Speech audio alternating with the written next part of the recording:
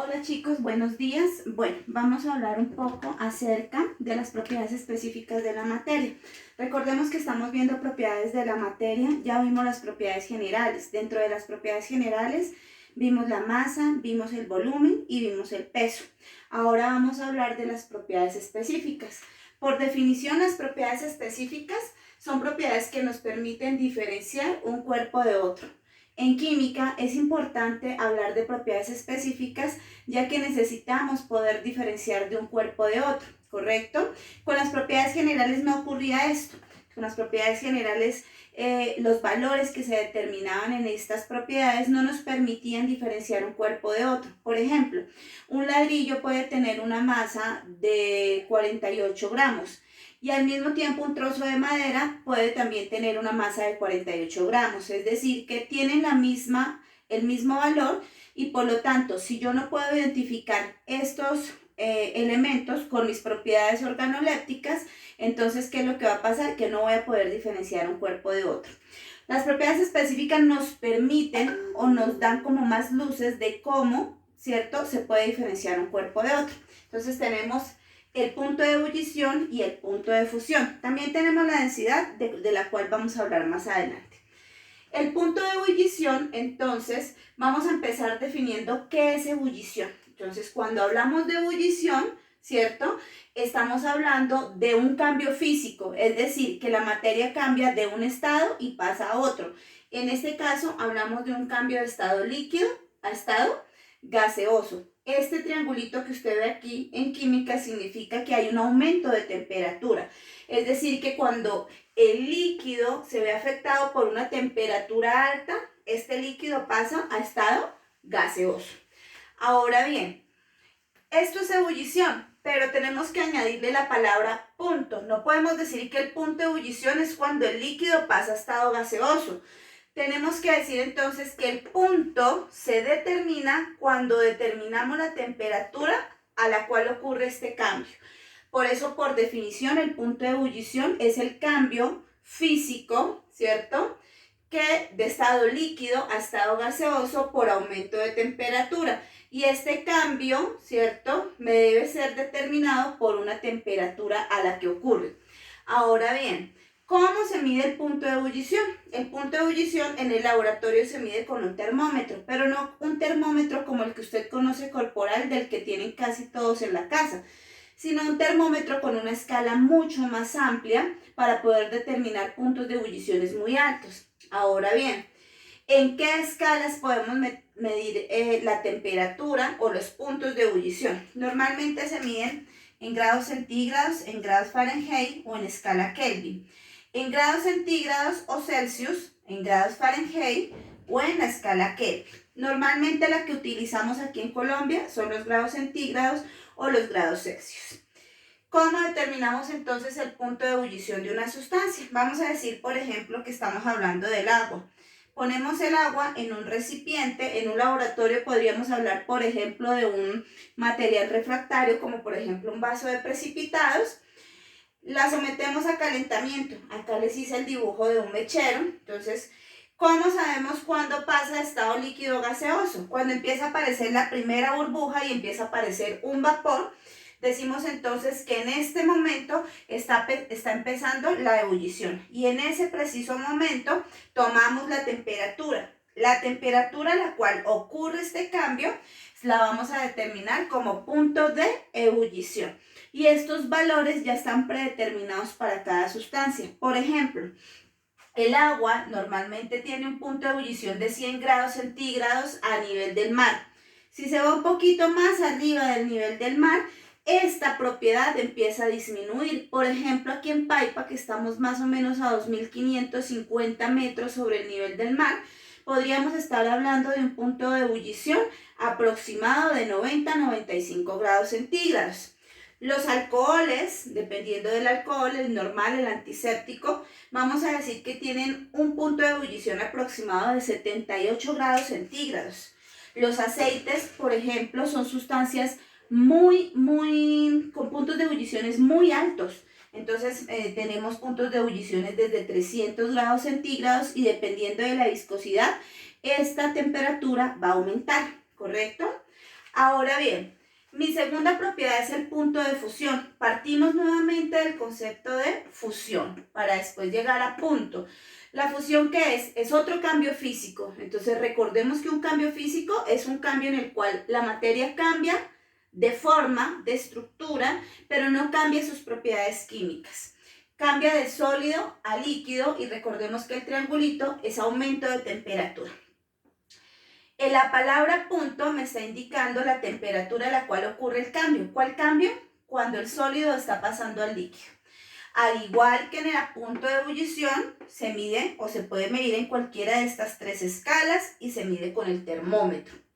Ahora bien, en el laboratorio, ¿qué podemos utilizar para determinar el punto de fusión? Podemos utilizar una cuchara de combustión, que es normalmente la más utilizada. Esta puede ser de porcelana o puede ser de algún metal. Ahí colocamos la sustancia que queremos derretir, en pocas palabras. Normalmente colocamos un trozo de panela, un trozo de parafina, ¿cierto? Y cuando esta se empieza a derretir, con el termómetro tomamos la temperatura a la cual ocurre este cambio, ¿cierto? Hasta que queda en estado líquido debido a la cantidad de calor que se le está suministrando. En la tabla periódica, ¿cierto? Esta propiedad y esta propiedad se encuentran para cada uno de los elementos de la tabla periódica. Entonces usted puede encontrar acá punto de fusión y punto de ebullición medidos en grados centígrados. Por ejemplo, el punto de fusión del punto de fusión del hierro es de 1538 grados centígrados, por ejemplo.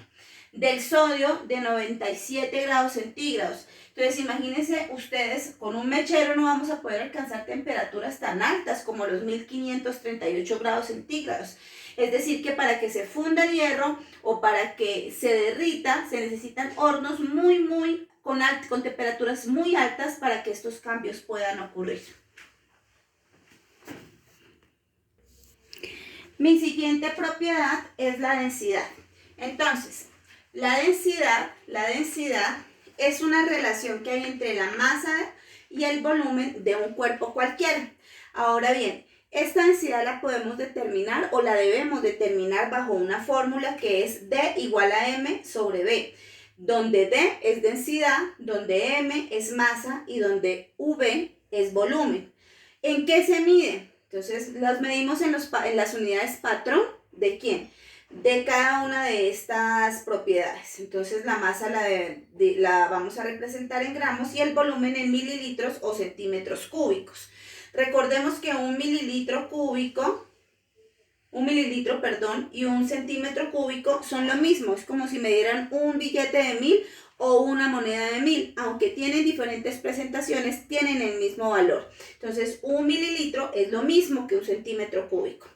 Ahora bien, vamos a ver un ejemplo y vamos a empezar a desarrollar problemas.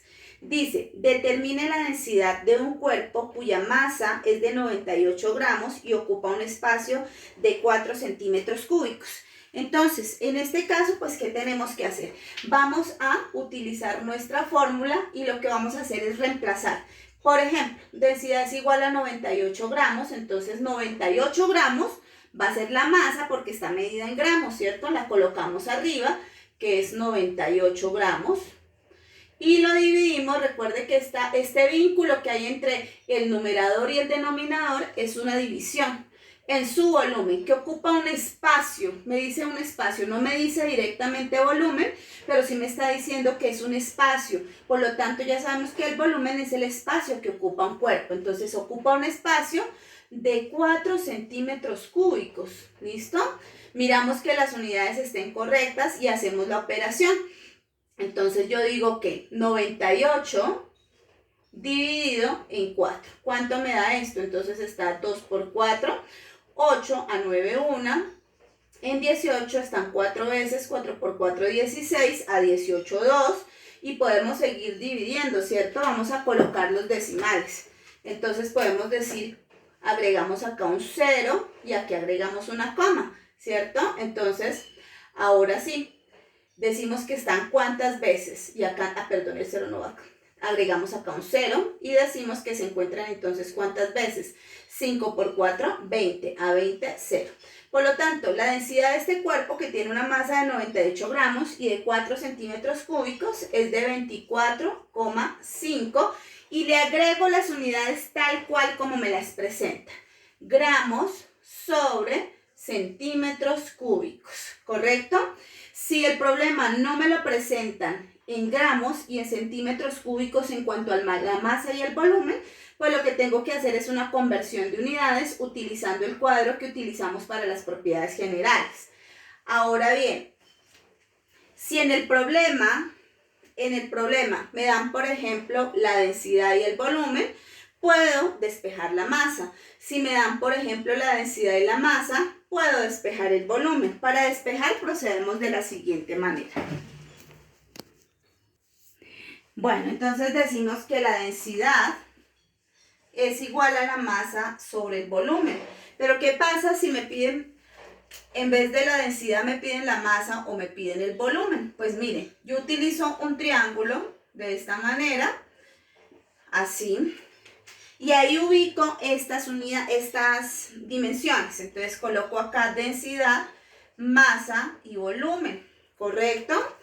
Teniendo en cuenta que de aquí a acá la línea o el vínculo me están indicando que debo hacer una división. Entonces yo digo que de aquí a acá se debe hacer una división y que de aquí a acá se debe hacer una multiplicación.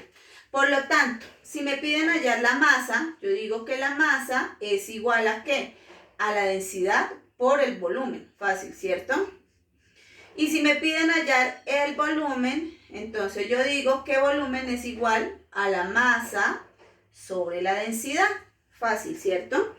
Recuerden que si no me entregan la masa y el volumen en las unidades que normalmente se debe medir la densidad, que son los gramos y que son los centímetros cúbicos o mililitros, pues debo realizar la conversión de unidades a estas unidades, ¿correcto? Listo, esa sería la explicación por el día de hoy para las propiedades específicas. ¿Hay más propiedades específicas? Sí, sin embargo, estas son como las principales y las que requieren un poco más de explicación. Nos vemos, chicos.